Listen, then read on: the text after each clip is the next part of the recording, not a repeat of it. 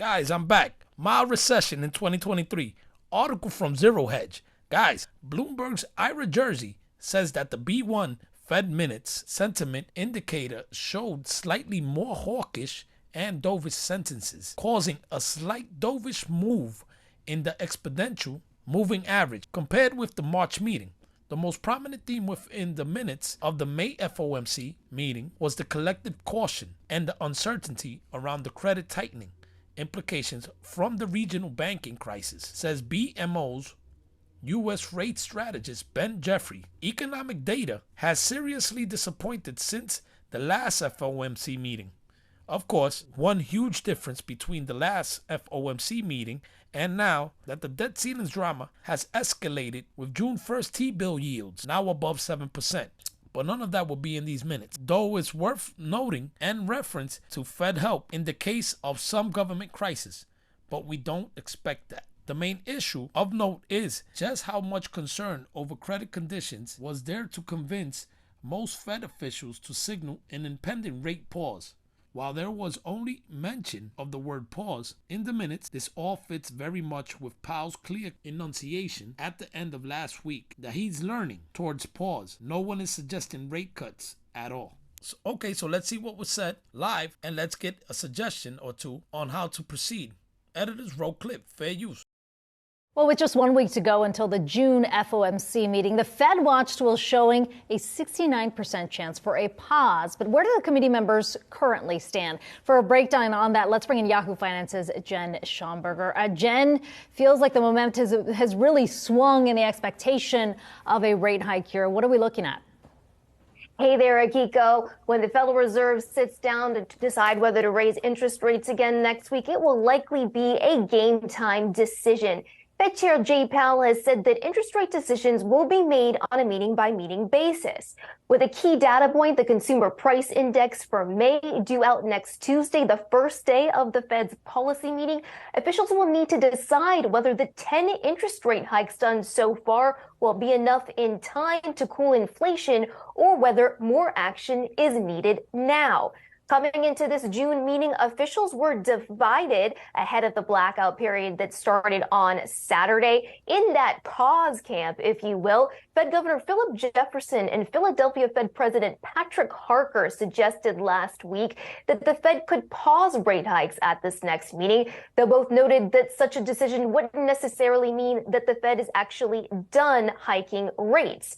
Harker, for his part, reserved his decision based on data he had not yet seen at the time, namely the May jobs report, which clocked in stronger than expected, and the upcoming CPI number. Also in that pause camp, Boston Fed President Susan Collins and Atlanta Fed President Raphael Bostic. Now, on the flip side, a handful of members still see the need to hike rates. In that camp, St. Louis Fed President James Bullard, who said he thinks the Fed should do 2 more rate hikes, while Dallas Fed President Lori Logan has said a pause is not in order, though she said that could change depending on the incoming data. Also in that hiking camp, Fed Governor Michelle Bowman, Cleveland Fed President Loretta Mester, and Minneapolis Fed President Neil Kashkari. Back to you. Jen, some Fed officials there not included on those 2 lists. I'm assuming that means that they're still on the fence. Where do they stand? Hey there, Shauna. Yeah, there are a consortium of Fed officials who want to keep their options open, don't want to be pinned down heading into that meeting. And part of that group, Fed Chair Jay Powell, also in that camp, New York Fed President John Williams, Richmond's Tom Barkin, San Francisco's Mary Daly, Chicago Fed President Austin Goolsbee, and Fed Governor Chris Waller. As of this afternoon, as you mentioned, the markets are pricing in a 70% chance of a pause next meeting. We know that the Fed typically does not like to surprise markets. Of course, a lot could change depending on that CPI number out next Tuesday. In light of these uncertain headwinds, along with monetary policy restraint we've put in place, our future policy actions will depend on how events unfold.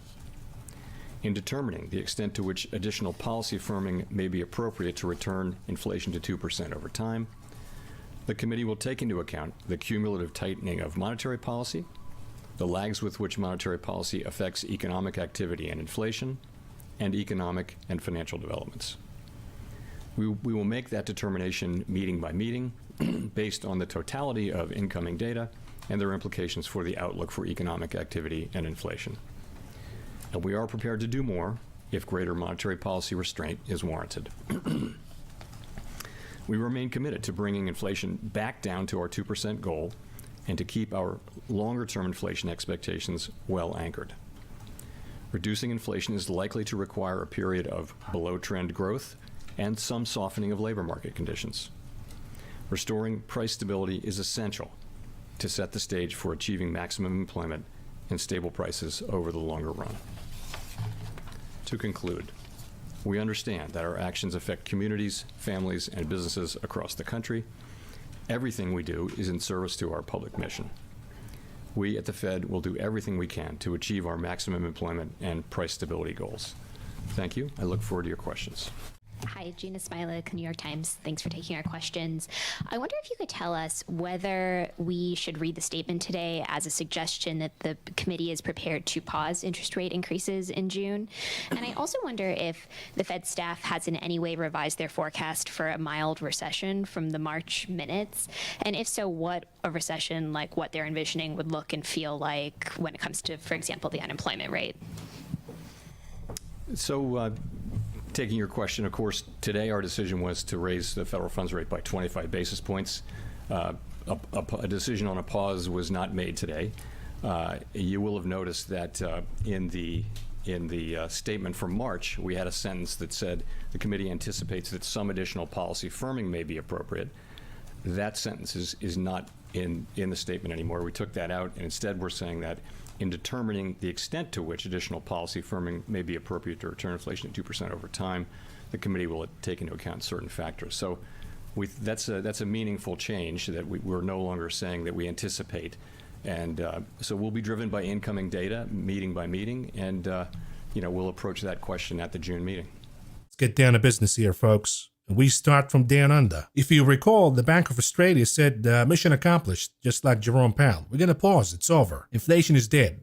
And then, next thing you know, all of a sudden the Bank of Australia is raising rates again. And the reason is inflation, the moment they paused, revved back higher. And I feel that Jerome Powell is falling into the same trap. So why does Mr. Powell insist on skipping this meeting when almost every piece of evidence around him says he should hike by 25 basis points? And we get, of course, to the tinfoil hat theories. Was it orders from Janet Yellen because she has to dump a deluge of treasuries worth over $1 trillion in a short amount of time? Or is it because the Fed sees something about to blow up and they want to buy more time? I smell a disaster happening because it's going to be impossible for Jay Powell to communicate this with us. The question would be, why the skip? Why are you skipping? Is it something bad that you see? He's going to say, no, nothing is bad. The banking system is sound and resilient. So why are you skipping, Mr. Powell? With the jobs number so hot, with probably the CPI, that would be absolutely comical. If the CPI comes out hot next week, if the PPI comes out hot right before the meeting, the conference by Powell, that would be absolutely hilarious. Why are you pausing, Mr. Powell? He will have absolutely no answer to that. It's going to be a mess, and he might end up freaking the stock market. We might see an epic sell-off because of this. I smell danger ahead. Disaster ahead, courtesy of Jerome Powell. When we look at Australia, for example, when people say, hey, you shouldn't be hoping for a recession, actually, you should be hoping and betting on a recession. A recession is good. It's the end of the cycle. It resets the insanity that's been going on for the last 10 years plus. A reminder, I used to work in the Strip for a long time. And your question is,